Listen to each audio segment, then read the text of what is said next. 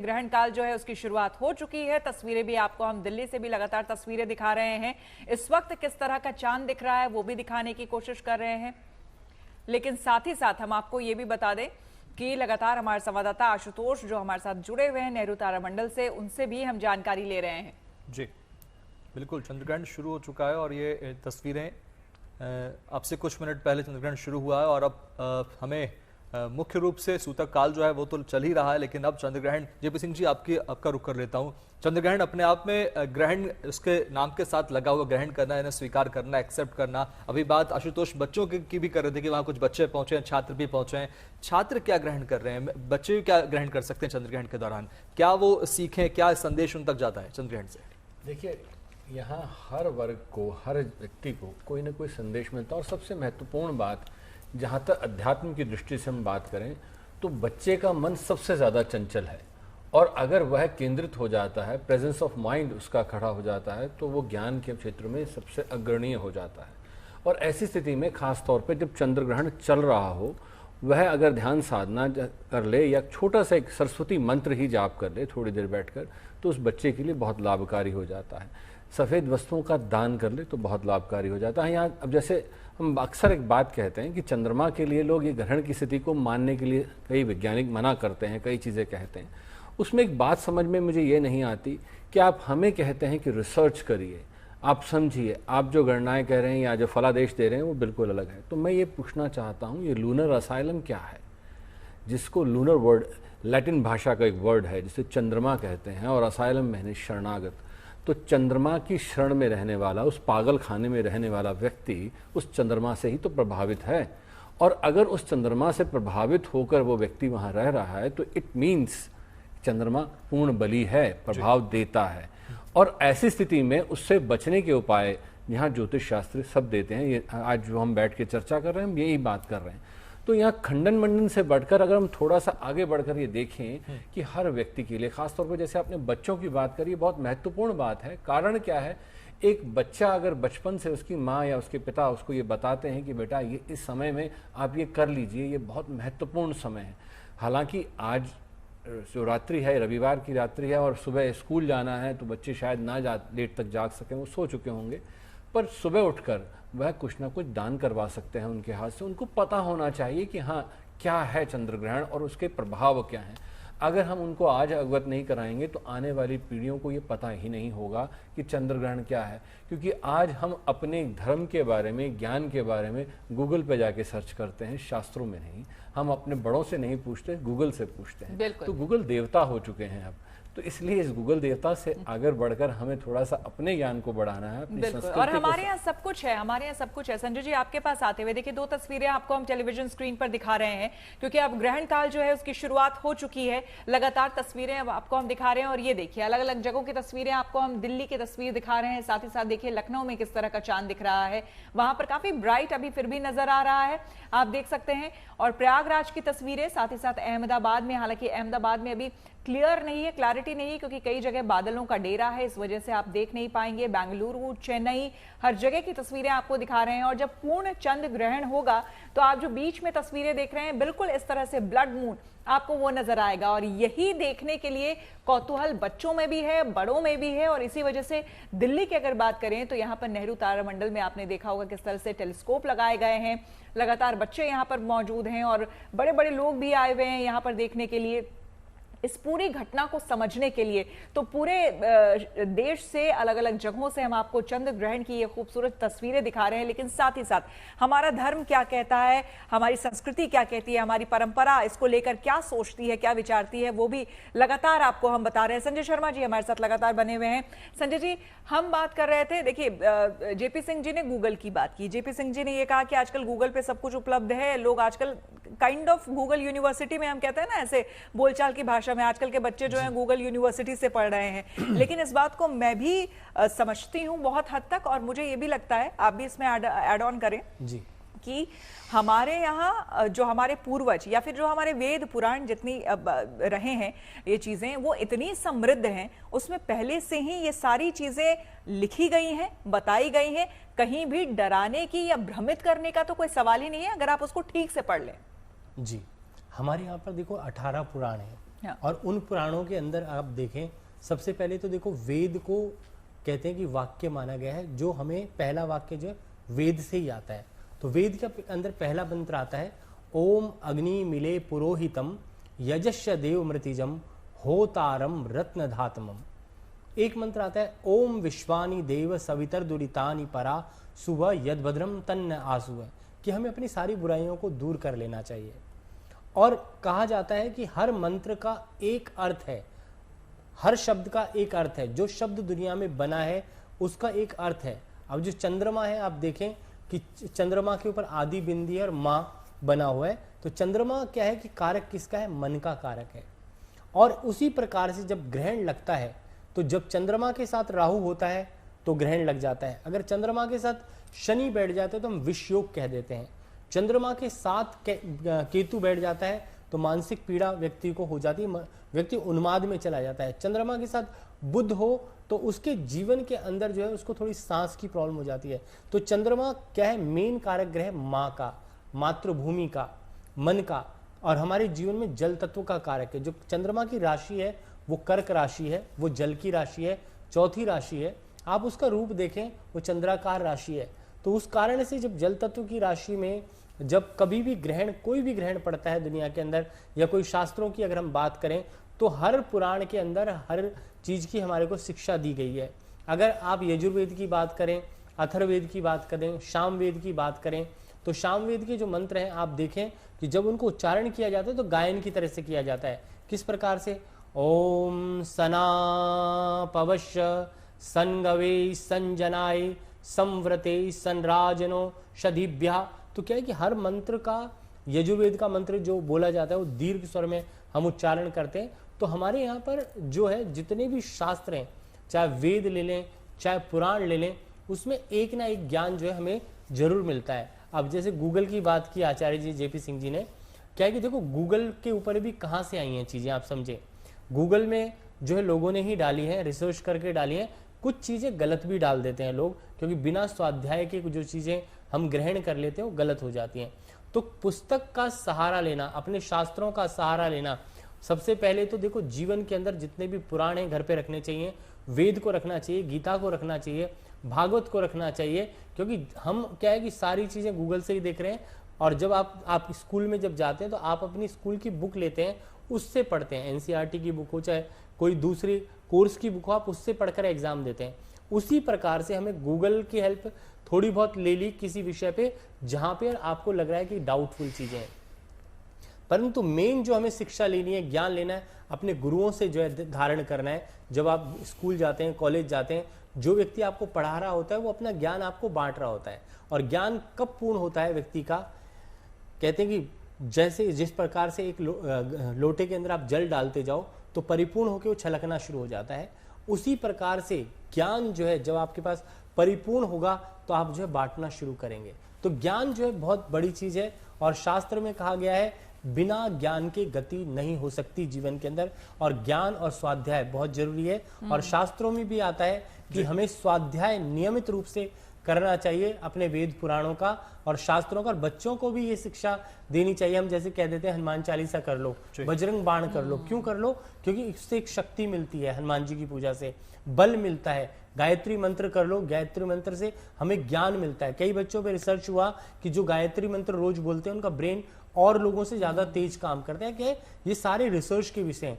महामृत्युंजय मंत्र करने से व्यक्ति शीघ्र ही स्वस्थ क्यों हो जाता है? क्योंकि उसकी एक वाइब्रेशन है, एक रिदम है। मंत्र के अंदर एक रिदम होती है, जो साउंड होता है उसका वाइब्रेशन होती है, उसी से व्यक्ति ठीक होता है। आप कहते हैं जल के पास आप कोई मंत्र बोलना शुरू करें, जल के अंदर लहर अपने आप आना शुरू हो जाएगी। तो आप प्रकृति को अगर महसूस करेंगे, किसी पेड़ के पास खड़े होंगे, बोलेंगे तो वो महसूस होंगी। और दीर्घ स्वर में मैं ही बोलूंगा, सबको जो है आज के दिन जो है मंत्रों का उच्चारण चाहे मन से करें चाहे आप बोल करके करें, जरूर करना चाहिए। और जब तक आप मंत्रों का पाठ नहीं करेंगे जीवन में सार्थकता नहीं आ सकती। और ध्यान लगाना बहुत जरूरी है। जी ठीक है, संजय जी आएंगे आपके पास में। एक बार फिर से रुक करते हैं। अदिति मिश्रा जी का खगोल शास्त्री हैं, वैज्ञानिक है। समझेंगे अदिति जी आपसे कि आखिर अब चूंकि चंद्रग्रहण शुरू हो चुका है, अब फिलहाल की क्या स्थिति है, क्या बदलाव अब तक देखने को मिला है सूतक काल से लेकर मौजूदा स्थिति में? जी, सबसे पहले मैं सबको नमस्कार करना चाहूंगी। एंड चंद्र ग्रहण शुरू हो चुका है। अभी जो चंद्र ग्रहण का फेज चल रहा है वो है पेनम्ब्रल फेज, यानी अब वो पेनम्ब्रल फेज से अम्ब्रल फेज में चंद्र ग्रहण शुरू हो चुका है। इस प्रक्रिया में एक तो आज धर्म की दृष्टि से जैसा आचार्य जी बता रहे थे वो अलग बातें हैं, पर अभी जो हम देख सकते हैं ग्रहण को, इसमें हम मून के सारे फेजेस को 1-1.5 घंटे के अंदर देख पाएंगे। जो सारे फेजेस हमें एक महीने में दिखते हैं, यानी आज 1-1.5 घंटे में हमें मून के वो सारे चेहरे दिख जाएंगे जो कटे कुटे चेहरे हम पूरे महीने भर में देख पाते हैं। तो इसलिए वो चाहे पहला फेज हो, न्यू मून है जो हमें दिखने वाला है 11:40 से, जब पूरा मून कवर होगा। उसके बाद में अगर हमें गिबस मून है, हाफ मून है, फुल मून है, क्रीसेंट मून है, ये सारे फेजेस ऑफ मून होते हैं विज्ञान की दृष्टि से। ये सारे 1-1.25 घंटे के अंदर आज हम देख पाएंगे। जैसे जैसे पृथ्वी की छाया आगे आएगी और मून को कवर करेगी, वैसे वैसे कुछ पार्ट वैसा ही कम होता जाएगा चंद्रमा का जैसे वो महीने में कम होता है। इसलिए आज एक बहुत अच्छा मौका है कि एक शॉर्टकट है कि पूरी लूनर साइकिल को हम महीने भर की बजाय 1 घंटे के अंदर पूरी लूनर साइकिल को हम देख पाए। बिल्कुल। अदिति, ये भी बताइए कि एग्जैक्टली कई ऐसे लोग हैं, ये तो आपने बहुत इंटरेस्टिंग बात बताई कि पूरे महीने हम जिस तरह से देखते हैं वो हम एक दिन में देख पाएंगे, कुछ ही घंटों में हम देख पाएंगे, लेकिन बहुत लोग इंतजार कर रहे हैं ब्लड मून की कि हम ब्लड मून देखें एग्जैक्टली। तो वो लगभग कितने बजे हमें दिखाई देगा और क्या पूरी तरह से मतलब हम देख पाएंगे उसको? जी बिल्कुल, हम आज देख पाएंगे ब्लड मून। और ब्लड मून ऐसा नहीं है कि वहां पे कुछ खून का कनेक्शन खून से। ब्लड मून इसलिए आज देख पाएंगे 11:40 से 12:20, 12:23 तक आज हम पूरा ऑरेंज और रेड कलर के शेड में अपने चंद्रमा को देख पाएंगे। उसका वैज्ञानिक कारण ये है कि जब पृथ्वी और चंद्रमा सीध में आ जाएंगे और पीछे क्योंकि सूरज की रोशनी लगातार हर दिशा में फैलती है सौर मंडल में, तो जब सूरज की रोशनी पृथ्वी ब्लॉक करेगी, उसका एक कारण वैज्ञानिक ये है कि सिर्फ लाल रंग की तरंगें ऐसी होती हैं जो बहुत दूरी तक जाती हैं। अगर आपको पता है, सूर्य की किरणें जो है वो सफेद रंग की होती हैं। जब वो पृथ्वी के वायुमंडल में प्रवेश करती हैं तो वो इंद्रधनुष कलर में बटती हैं, और वही इंद्रधनुष कलर में शेड्स हमें दिखते हैं। चाहे वो कोई भी शेड हो, वही इंद्रधनुष के कलर्स का ही कोई शेड हम देख पाते हैं पृथ्वी से। यही इंद्रधनुष के शेड की जो तरंगे हैं, ये लाल रंग की तरंगे सबसे दूर तक जाती हैं, सबसे आखिरी होती है उस इंद्रधनुष की बैंड में, और इसी वजह से वो मून की शैडो तक पहुंचेंगी, मून की सरफेस तक पहुंचेंगी, और वही छाया हम आज ऑरेंज और रेड कलर में देख पाएंगे। तो ये तो ही विज्ञान की बात। अदिति, जेपी सिंह जी आपके पास आ जाते हैं। अब चूंकि ग्रहण काल शुरू हो चुका है, शास्त्र किन कारणों की करने की इजाजत नहीं देते हैं? जरा आगाह कर दीजिए उन लोगों को जो शास्त्र के अगेंस्ट अगर कुछ तरह की बातें करते हैं या बताते हैं कि नहीं ये करने से कुछ नहीं होता या हमें फर्क नहीं पड़ता, उन लोगों के लिए कोई चेतावनी? जैसे अभी मैं सुन रहा था कि तारामंडल में स्पेशल भोजन रखा गया है, डिनर का प्रबंध किया गया है कि ये मिथक खत्म कर दिया जाए। देखिए श्रीमान, आप इसको अगर मिथक समझते हैं तो ये आपकी भूल है। कारण क्या है कि जो चीज़ को आप जानते नहीं उसको आप मिथक कह सकते हैं। मैं ये कह सकता हूं कि इस वक्त अमेरिका में रात है, क्योंकि मैं जानता नहीं कि वहां पर इस समय क्या है, वहां पर क्या सूर्य की स्थिति है, तो मैं ये बोल सकता हूं। पर अगर मैं जानता हूं तो मैं ऐसा भूल के भी नहीं कहूंगा। मैं कहूंगा कि नहीं, हाँ इतना टाइम जोन का गैप है, इसलिए वहां पर सूर्य उदय हो रहा होगा। तो निश्चित तौर पर अगर हम साइंस को मानते हैं, क्योंकि शास्त्रों से ही, जैसे अभी आचार्य गणों ने भी ये बात कही कि शास्त्रों से ही साइंस की उत्पत्ति हुई है, यहाँ सारा ज्ञान। अब हमारे पंचांग में सारा उल्लेख है, आप देख सकते हैं ग्रहण कब लगेगा, कौन सा ग्रहण कब है, कौन सा राशि परिवर्तन कब है, सारा उल्लेख है। 100 साल पहले ही ये विदित किया जाता है। तो हम ये कैसे कह रहे हैं कि हम ये नहीं कर सकते या भोजन कर लेना चाहिए? देखिए, सबसे पहली बात, इस ग्रहण काल में भोजन नहीं करना चाहिए, पहली बात। दूसरी बात, खास तौर पे इसमें हिदायत जो दी जाती है प्रिकॉशनरी सेक पे, गर्भवती महिलाओं के लिए सबसे ज़्यादा कहा जाता है कि वह सबसे ज़्यादा परहेज करें। कारण क्या है? अंग भंग होने का कारण बन जाता है। जैसे आप कोई सब्जी काट रहे हैं या कोई सिलाई तुरपाई कर रहे हैं तो उससे वहाँ दिक्कत आ जाती है, संतान के लिए जो है वहाँ पर दिक्कत हो जाती है। दूसरा विशेषता अगर आप बात समझें कि यहाँ पर इस समय में किसी तरह की तामसिक चीज़ के खाने से उतना ही दुष्प्रभाव मिलेगा जितना आप एक महीने में कोई आप दुष्कर्म कर रहे हैं वो एक क्षण में आपको मिल जाएगा। तो इसलिए बेहतर होगा कि अभी इस समय में आप परहेज कर लीजिए, बहुत अच्छा है।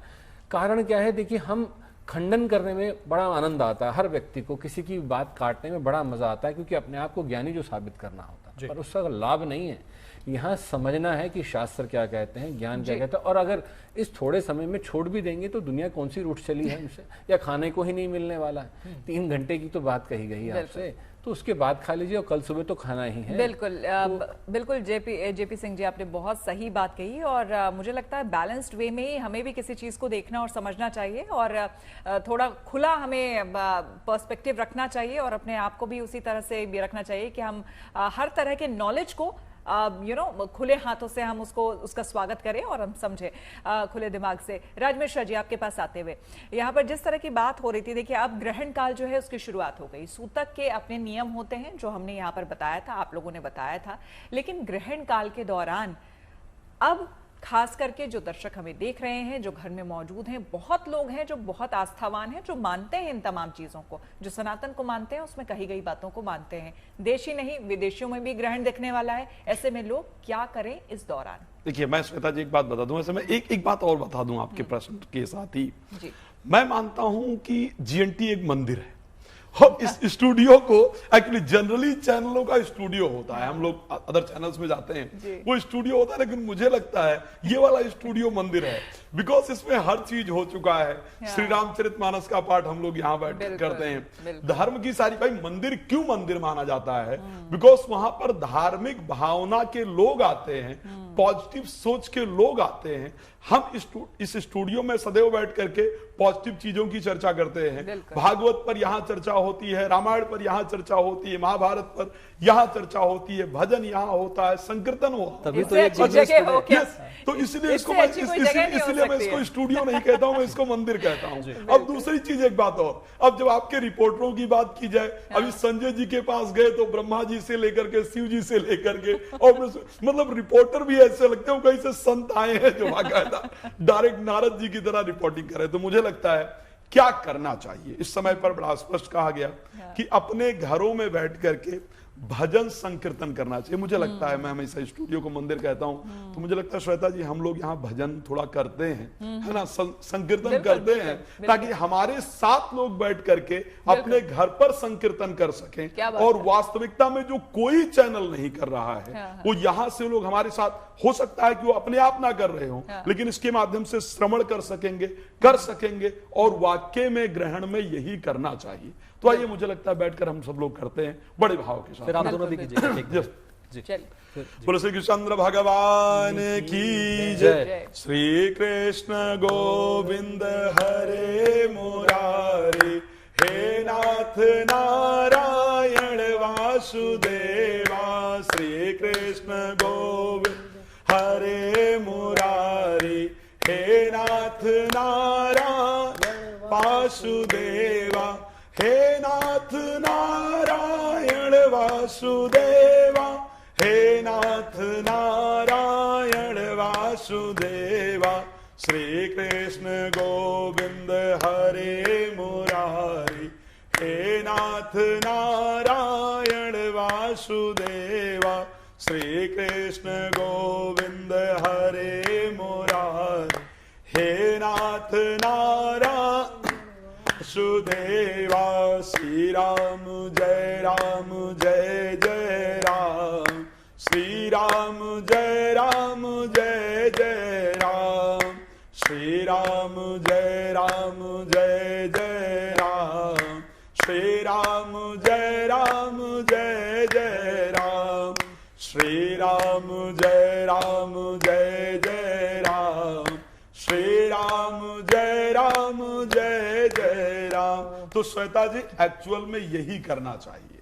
घर के अंदर जो दर्शक बैठे हैं, एक्चुअल में आप मंदिर के सामने ही बैठे हैं। जीएनटी पर चर्चा जो हो रही है वो रिलेटेड टू धर्म ही हो रही है सदैव। तो बस बैठ करके श्रद्धा पूर्वक अपने घर में बैठ करके बाकायदा अपने इष्ट के नाम का स्मरण करते रहें, मेडिटेशन करते रहें। मैं ग्रहण को वाक्य में अच्छा मानता हूं श्वेता जी। आप सोचिए, शास्त्र ये बहुत स्पष्ट कहता है, ऋग्वेद के प्रकाश काल में ग्रहण का सबसे पहला वर्णन किया गया है।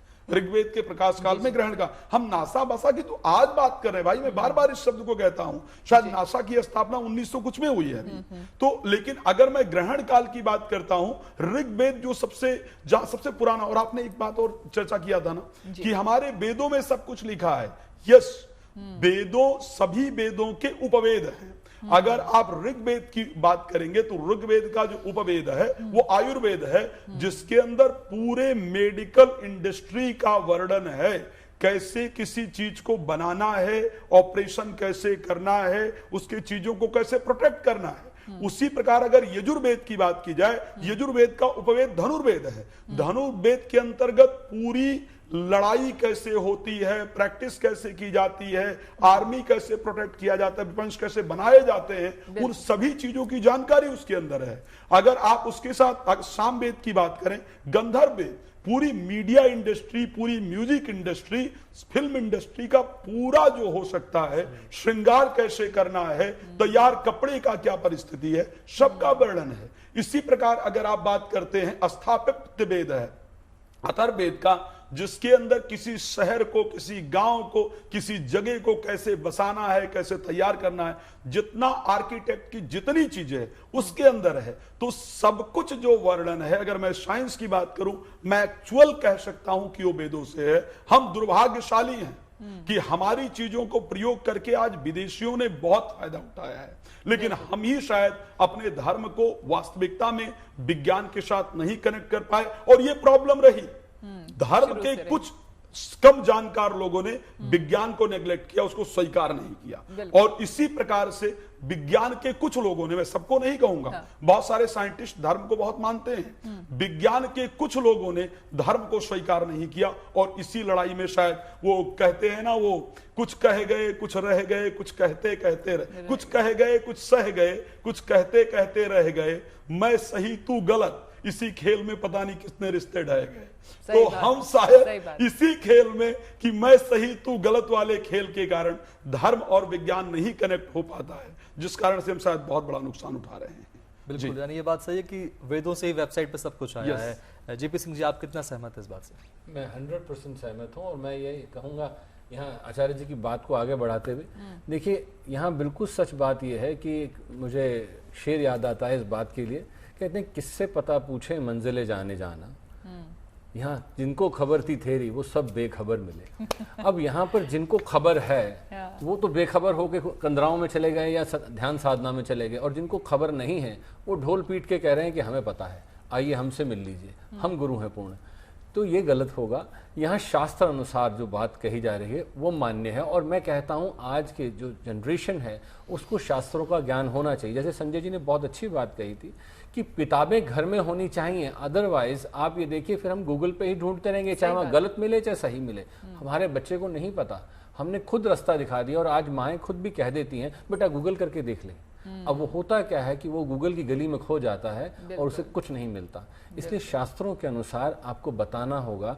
आज ये जो मंदिर की आज बात कही आचार्य जी ने, बहुत सुंदर बात कही। मैं कहता हूँ ये गोल्डन टेम्पल बन चुका है, और मैं इसलिए कहूँगा क्योंकि ये ऐसी चर्चा करते हैं और इतनी विस्तृत रूप से चैनल अपने विस्तार के लिए काम करते हैं, चैनल अपने बिजनेस के लिए काम करते हैं। यहाँ गुड न्यूज़ चैनल सिर्फ एक चीज़ के लिए काम करता है कि जनता को ज्ञान मिल सके और उनका भला हो सके, और पॉजिटिविटी जाए समाज में, कि ग्रहण को सिर्फ ये ना समझें कि भयभीत होने के लिए, देखिए ग्रहण आ गया है, अब इस राशि का बुरा होने वाला है, अब इस देश पे ये होने वाला। देखिए प्रभाव दुष्प्रभाव आते हैं, पर आप अपने आप को बलि बना लीजिए, अपनी मनोस्थिति को इतना बलि कर लीजिए कि आप पे प्रभाव आएगा ही नहीं। अपने ऑरा को ऊपर करना। इसको छोटे से वर्ड में कहें तो जीएनटी एक तरह से इम्यूनिटी बूस्टर का काम करता है। श्वेता जी वो प्रोग्राम मैंने आपके साथ किया था, शायद अधिकतम लोग होंगे जिनको कुंभ में जा करके, और शायद बहुत कुछ, किसी को कुछ दिखा, किसी को कुछ दिखा, लेकिन आपके आंसू हम लोग शायद यही दिख रहे थे।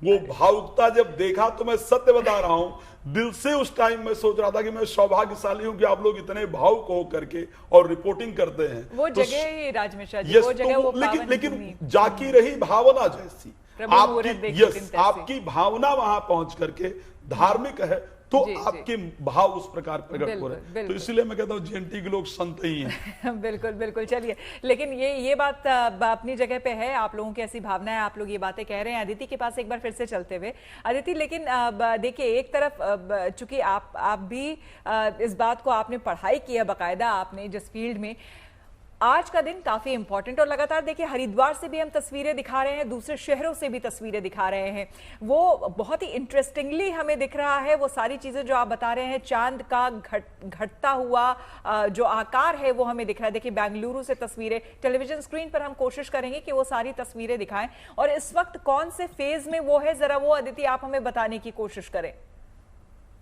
जी, इस फेज को बोलते हैं वैनिंग गिब्बस फेज। ये जब चंद्रमा घटता है वो इस फेज का नाम होता है।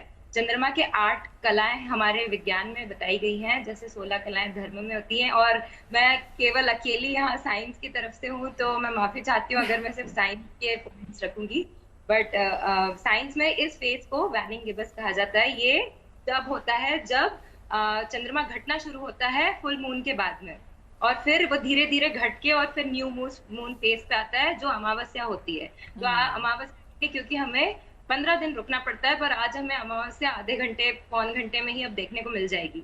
1 घंटे के बाद 11:40 पे अमावस्या वाला चंद्रमा हमें देखने को मिल जाएगा। ये वैनिंग गिब्बस फेज स्टार्ट हो गया है, और इसके बाद में हाफ मून फेज आएगा, वो उसमें सिर्फ आधा चांद दिखेगा। उसके लिए भी हमें 8-10 दिन रुकना पड़ता है अगर हम महीने की लूनर साइकिल बात करें, और फिर हाफ मून के बाद में और कम होगा, वैनिंग क्रीसेंट आएगा, और फिर न्यू मून फेज आ जाएगा। तो ये 4 कलाएं ऐसी होती हैं जिसमें चंद्रमा घटता है हमारी लूनर साइकिल में, अंत की जो 4 कलाएं उसमें बढ़ के वापस फुल मून होता है। पर हमें क्योंकि 29.3 डेज लगते हैं एक लूनर साइकिल को कंप्लीट होने में, तो पूरा महीना हमें वेट करना पड़ता है अलग अलग कलाएं देखने के लिए, अलग अलग फेजेस देखने के लिए।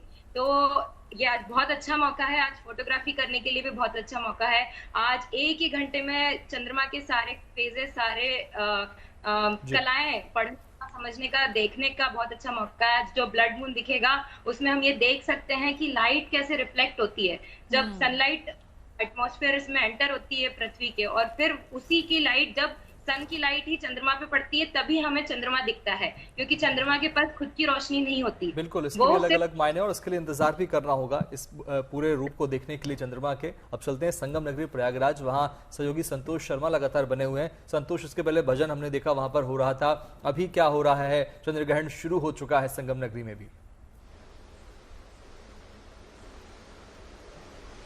देखिए, बिल्कुल तीर्थराज प्रयागराज कहें या संगम नगरी प्रयागराज, यहाँ पर चंद्रग्रहण के जो वक्त 9:57 से शुरू हुआ, वहां के बाद से जो मंत्र हैं, जो कहा जाए संतों के लिए, ये एक इष्ट काल, इस समय पे पूजा अर्चन के लिए, उनके ध्यान के लिए एक बहुत बड़ा वक्त शुरू हुआ है 9:57 से, जैसे जैसे भगवान चंद्र का ग्रहण काल शुरू हुआ है। अब आप देखिए किस तरीके से जो तमाम संत हैं, जो वेद पाठी लोग हैं, जो आचार्य हैं, उनके निर्देश में तमाम जो उनके अपने मंत्रोच्चारण हो रहे हैं। मंत्रोच्चारण के साथ वो अपने अपने इष्ट देव को याद कर रहे हैं, अपने मंत्रों को याद कर रहे हैं, मंत्रोच्चारण कर रहे हैं। आचार्य जी हमारे साथ भी हैं, उनसे भी पूछ लेंगे कि ये जो भारत जी इस समय पर जो काल है, चंद्रग्रहण काल, इसको अगर पूजा अर्चना की दृष्टि से देखा जाए, आप लोग मंत्रोच्चारण कर रहे हैं, मंदिर बंद हैं, फिर मंत्रोच्चारण का कितना बड़ा महत्व है? आपने बहुत अच्छा प्रश्न किया कि जो है इस समय सारे कपाट मंदिरों के बंद कर दिए जाते हैं, क्योंकि ग्रहण काल से पहले जो है चंद्रग्रहण 9 घंटे पहले से सूदक काल लग जाता है, और सूदक काल से ही मंदिरों के कपाट बंद कर दिए जाते हैं।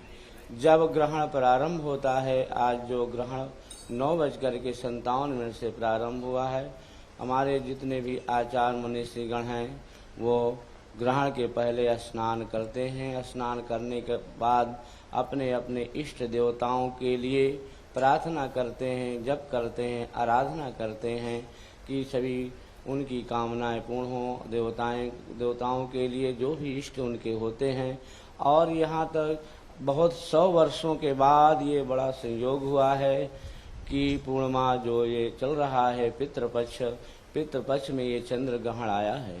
चंद्र ग्रहण से जो भी व्यक्ति अपने पितरों का तर्पण इत्यादि करता है उसको पितृलोक प्रसन्न होते हैं और आशीर्वाद देते हैं, उनकी बढ़ोतरी उन्नत होती है, देवता प्रसन्न होते हैं, अधिक से अधिक उनको बहुत सा लाभ प्राप्त होता है और जो भी आराधना जप इत्यादि करते हैं वो सिद्धि प्राप्त करते हैं। ग्रहण काल के समय आप जो भी मंत्र जप करेंगे उसमें सिद्धियां प्राप्त होगी और उनको बहुत सा फल प्राप्त होता है। कहा जाता है कि इस काल में जो मंत्रोच्चारण हम करेंगे उससे जो चंद्र ग्रहण में भगवान चंद्रमा इस समय संकट में हैं, तो इस मंत्र से उनको शक्ति मिलेगी। आपने हाँ, जब ये ग्रहण काल होता है, ग्रहण काल के समय ग्रहण चंद्र ग्रहण और सूर्य ग्रहण होता है। इस समय जो वर्तमान में है वो 7 सितंबर को जो है 9:57 में चंद्र ग्रहण है।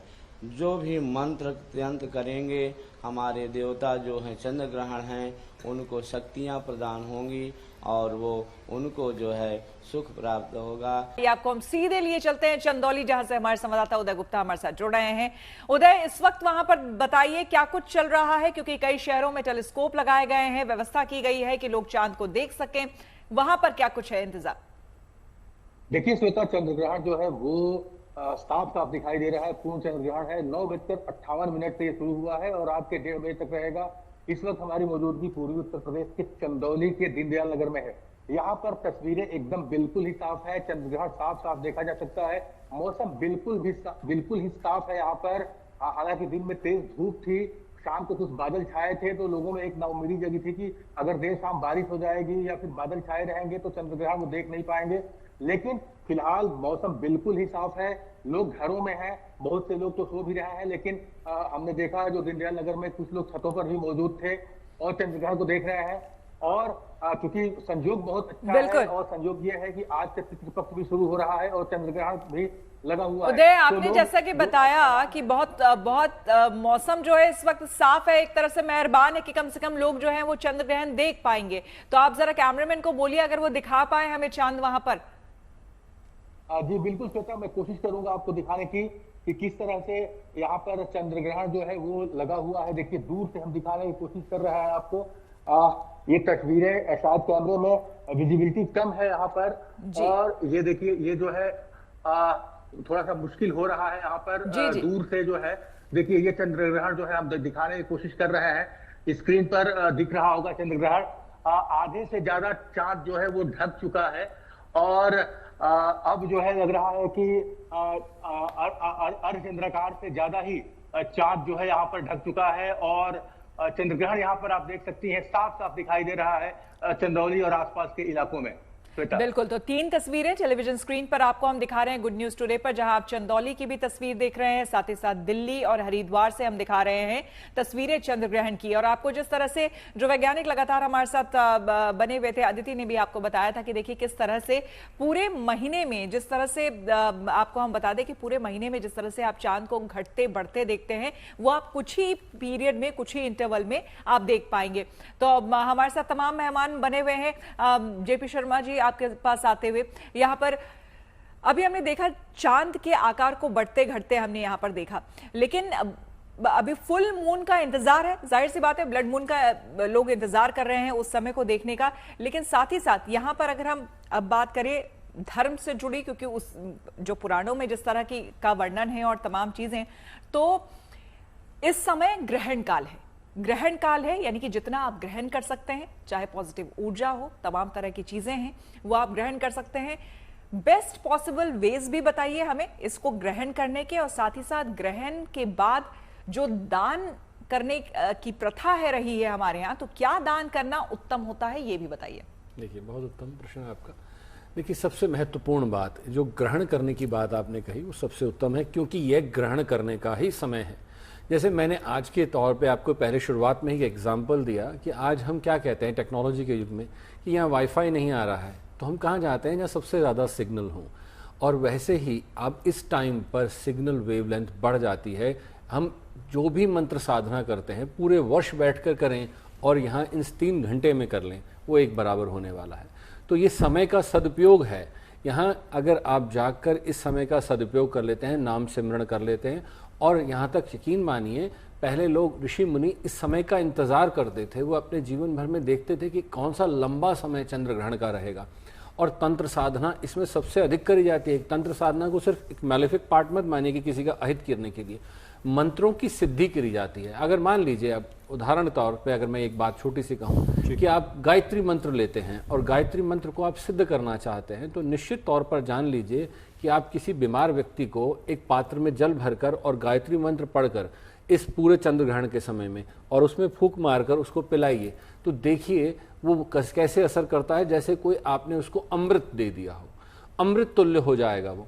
तो यहाँ पर जिसको आरोगी होना हो, किसी को व्यापार के लिए सिद्धि करनी हो, किसी को अपने किसी शत्रु से मुक्ति पानी हो, हर एक के लिए चाहे महामृत्युंजय का जप करना हो, जो भी आप कर सकते हैं वो कर सकते हैं। रही साथ दान की बात, तो यहाँ सबसे सरलतम दान जो घर में हमारे उपलब्ध है वह है चावल। सफ़ेद चंद्रमा से जो कारक वस्तु है वह है चावल। तो चावल की खीर बनाकर कल सुबह सोमवार के दिन शिव को भोग दें। महादेव किस सिर पे विराजमान है, चंद्र को धारण करने वाले एक ही देव हैं, वह है महादेव। अब महादेव को यहाँ खीर अर्पित करें और साथ में उसका दान भी करें तो बहुत उत्तम होगा। दूसरा, सफ़ेद चंदन का दान कर सकते हैं, सफ़ेद कपड़े का दान कर सकते हैं, ये सारी चीज़ें आप कर सकते हैं। महत्वपूर्ण बात ध्यान रखिएगा कि जिन पर भी इसका प्रभाव दुष्प्रभाव आ रहा है या जिन राशियों पे भी प्रभाव आएगा, मैं ये कहूँगा कि किसी पे दुष्प्रभाव नहीं आएगा। कारण दुष्प्रभाव उसी पे आएगा जो इन चीज़ों को नहीं मान रहा या नहीं जान रहा, जो सिर्फ ये मान के चल रहा है कि ऐसा कुछ नहीं होता है और अचानक, जैसे वो आपने कहानी सुनी होगी ना कि शेर आया और मैं नहीं मानता शेर आया, तो एक दिन शेर चल के आ गया और खा गया। तो वही स्थिति यहाँ पर है कि जब आप चंद्र ग्रहण के समय में जागृत हैं, ध्यान अवस्था में हैं, मंत्र जाप कर रहे हैं और अपने आप को ऊपर उठा रहे हैं, तो निश्चित तौर पर आपका उसका दुष्प्रभाव नहीं आएगा।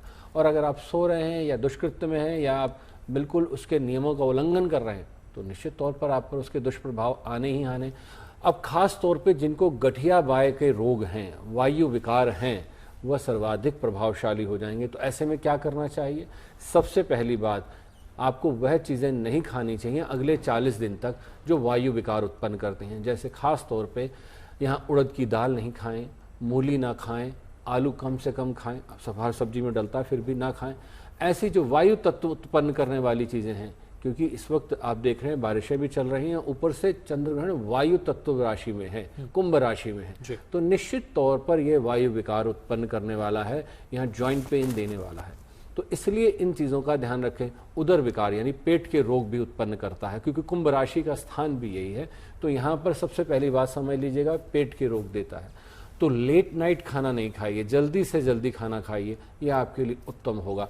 कि खास तौर पे वैसे मैं कहूँ ये हमेशा के लिए होना चाहिए, पर इन खास तौर पे अगले 40 दिन के लिए, क्योंकि 40 दिन तक सबसे अधिक प्रभाव होता है। और यहाँ अगर वैसे कहा जाए, शास्त्रानुसार नियमानुसार देखा जाए, तो ऋषि मुनि ये कहा करते कि 3 महीने तक हम इसका पालन करें तो और उत्तम होगा, रोग नहीं सताएंगे। तो अगर आप ये कर लें तो आपके लिए बहुत लाभकारी होगा। तो दान के साथ में यहाँ मंत्र जाप की बात करते हैं। यहाँ दूसरी चीज़, अब एक और विशेषता है, शुद्धिकरण की बात अगर आपको कर दें तो कल सुबह उठकर आप एक छोटा सा काम कर सकते हैं, जल में नमक डाल के अपने घर में पोंछा लगा दीजिए, तो नेगेटिव एनर्जी खत्म हो जाएगी। बिल्कुल, ये तो ही बात शुद्धिकरण की आचार्य जेपी सिंह जी। लेकिन अदिति का रुख कर लेते हैं, खगोल शास्त्री हमारे साथ लगातार बनी हुई। अदिति, किस फेज में पहुंचा है चंद्रग्रहण अब तक, क्या कुछ आप देख और समझ पा रही हैं? जी, मैं सभी को ये बताना चाहूंगी कि ये जो फेज है ये हाफ मून से अब आगे आ चुका है, क्योंकि ये जो मून कटना शुरू हुआ था ये 9:57 से, जैसे हम जानते हैं, शुरू हो गया था। वो फेज था वैनिंग गिब्बस, और अब ये जो है ये हाफ मून, आप देख सकते हैं कि हाफ मून से थोड़ा सा आगे आ चुका है ये। तो अब अगला फेज मैं बता सकती हूँ कि अगला फेज जो होगा वो वैनिंग क्रीसेंट होगा, जिसमें एक जो हमें दूज का चांद दिखता है, छोटा सा चांद दिखता है, वो दिखेगा। और उसके बाद में हम उसे बोलते हैं न्यू मून, जो अमावस्या की रात को दिखता है। तो न्यू मून फेज वही 11:40 तक ये पहुंच जाएगा। अभी जो फेज गुजर रहा है ये हाफ मून है, इसे हाफ मून या थर्ड क्वार्टर फेज कहते हैं। बिल्कुल। ठीक है, जैसा बताया हाफ मून के दौर से खगोल शास्त्र की भाषा में, लेकिन अभी आप जयवीर सिंह जी बात करते हैं शुद्धिकरण की भी, क्योंकि कल जब चंद्रग्रहण समाप्त हो जाएगा रात 1:30 बजे के आसपास, उसके बाद कल जब प्रातः सुबह होगी तो फिर लोग तमाम गंगा घाटों पर भी मौजूद है, जैसा कि हमने देखा हरिद्वार में मौजूद हैं, प्रयागराज में भी मौजूद हैं। संजय शर्मा जी, आप जरा समझाइए कि कल चूंकि पितृपक्ष का दूसरा दिन भी है, इस लिहाज से अगर देखा जाए चंद्रग्रहण कल समाप्त भी हो जाएगा आज मध्य रात्रि में ही, क्या उपाय कर सकते हैं, क्या दान कर सकते हैं, और ऐसे लोग जो पितृपक्ष के दिन भी पूजा करने पहुंचते हैं दूसरे दिन, वो लोग क्या कर सकते हैं कल? जी, बड़ा उत्तम प्रश्न किया है आपने, क्योंकि देखो पितरों के लिए हमें तर्पण तो करना ही है, और क्या है कि अमावस्या का जो दिन होता है उसको हम अंधेरी रात मानते हैं, और पूर्णमासी की जो रात होती है उजाली रात है, और आज जो है पूर्ण चंद्रमा है, और पूर्ण चंद्रमा जो है वो क्या है कि अब जो चंद्रमा है घटना शुरू होगा। अब जैसा कि अब ग्रहण लगा है तो ग्रहण के बाद जो है दान का जो नियम है, सबसे पहले आप जो है जो भी आपने रात शाम के वक्त या रात के वक्त जो है दान निकाल के रखना चाहिए, जिसमें चावल है, चीनी है, दूध है, जो भी सफ़ेद चीज़ें हैं, चंद्रमा से जो प्रेरित चीज़ें हैं, उन सब का दान करना चाहिए।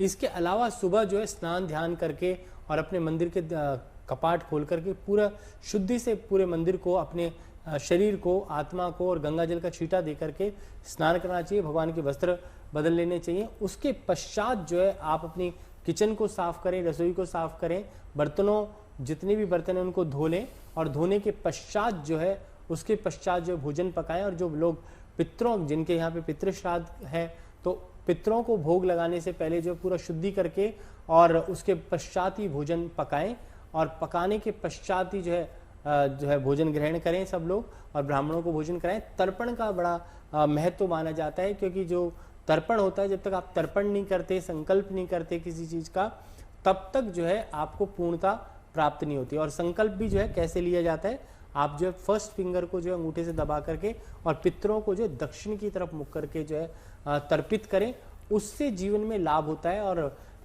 पितृ तर्पण के लिए ये दिन बड़ा महत्वपूर्ण है, और प्रतिपदा जो है तिथि रहेगी जिसमें आपको पूर्ण रूप से तर्पण करना चाहिए। और श्राद्ध पक्ष का जो है पहले प्रतिपदा जो तिथि होती है, पहली तिथि होती है, पूर्णिमा जो है वो आपकी पूर्ण तिथि होती है, और उसके पश्चात जो अमावस्या तक 21 तारीख तक जो चलेंगे ये पितृपक्ष, इसमें आपको तर्पण करना चाहिए। और आखिरी के दिन जरूर जो है भोजन कराना चाहिए। और कहा जाता है शास्त्रों में गऊ को भोजन कराना चाहिए, कुत्ते को, कौवे को, अग्नि को, और मांगने वाले को, और भगवान विष्णु का नाम ध्यान करके और उसके नाम से भी 5 पुड़ी निकालनी चाहिए। तो ये सारी चीज़ें जो है पका हुआ भोजन बना करके दान करना चाहिए। और पितृपक्ष में जो है अपने पूर्वजों को ध्यान करना चाहिए। ओम पितृभ्यो स्वादिभ्य नमो नमः, पर पितृभ्यो देव नमः, सर पितृभ्यो देव नमः, इस प्रकार से मंत्रों को उच्चारण करके सभी पूर्वजों का ध्यान करें। और इसमें गीता और गायत्री का अगर चाहें तो पाठ करें, जिससे कि आपको पितरों को तृप्ति प्राप्त हो। इस समय जो है बहुत सारे लोग बोधगया जाकर भी पितृ तर्पण करते हैं, हरिद्वार जाकर करते हैं, पेवा करते हैं।